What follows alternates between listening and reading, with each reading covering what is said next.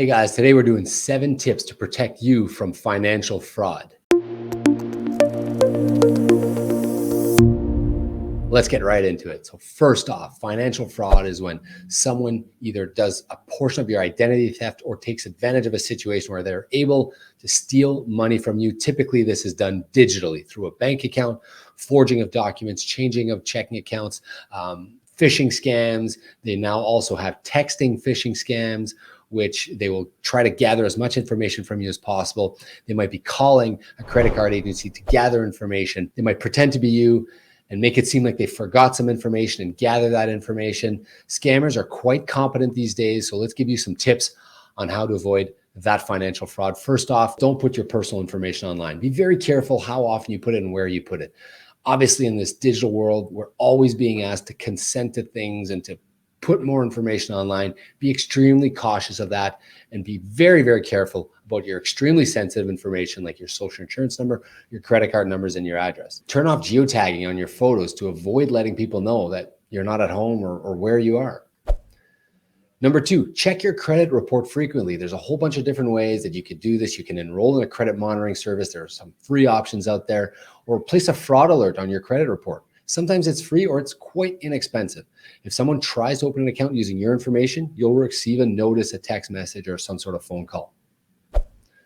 Number 3, shred your confidential information or your confidential trash. Now, that doesn't mean you need to have a shredder at home, but at a minimum, try to maybe cut the address in half or maybe put it into 2 garbages.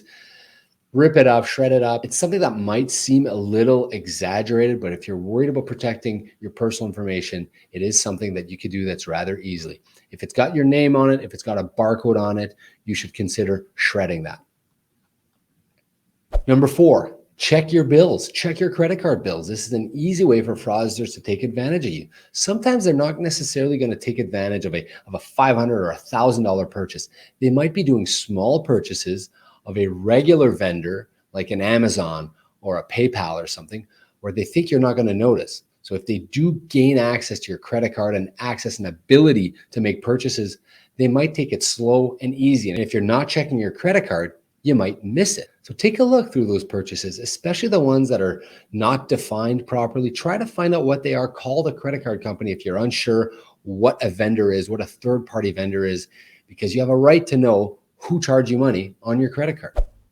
Number 5, put a spending alert on your credit card. Most credit card companies or banks will allow you to put a threshold on your credit card to make sure that nobody runs up a $10 or $15 or $30,000 credit card bill for you once they get your information. Now, credit card companies are pretty good at reversing those charges if they happen, but you don't want to have to go through that. It's a pain, and sometimes you can't get all of those back. Take a sec, see what services your credit card offers to protect you against that, and make sure you understand what they're offering for you in that situation. Number 6, think twice before you click links online. This is a very simple one, and I think everyone should know this by now, but I'm repeating it. On your phone, through text messages, through emails, or straight up pop-up ads, be very careful what you're clicking, especially if these are files that are programs or apps that are going to be installed on your phone or your laptop or your tablet. That's a very dangerous thing. So it's one thing to open a PDF file. It's a whole other to open an EXE file or an actual program file that's going to be installed when you click on a link. So be very careful when you're clicking on links, especially if the message is somewhat bland or open-ended. You're not going to believe this link. Check it out. I thought of you when I saw this. Check it out. Nothing wrong with saying, hey, is this real? Is this spam? What are you sending to me? If you're not expecting a document, if you're not expecting a downloadable app or program to be sent to you from a friend, that's probably spam. It's probably someone that's spamming you. So be very careful on Messenger, on Instagram, by text and email. Be careful what kind of links you're clicking. Finally, number 7, think twice before you're sharing any of your personal information of any kind anywhere. Nowadays, you might be getting a call from a service provider, a third party, or maybe it's a company like eBay or PayPal or Amazon or FedEx, and they're trying to gather information from you.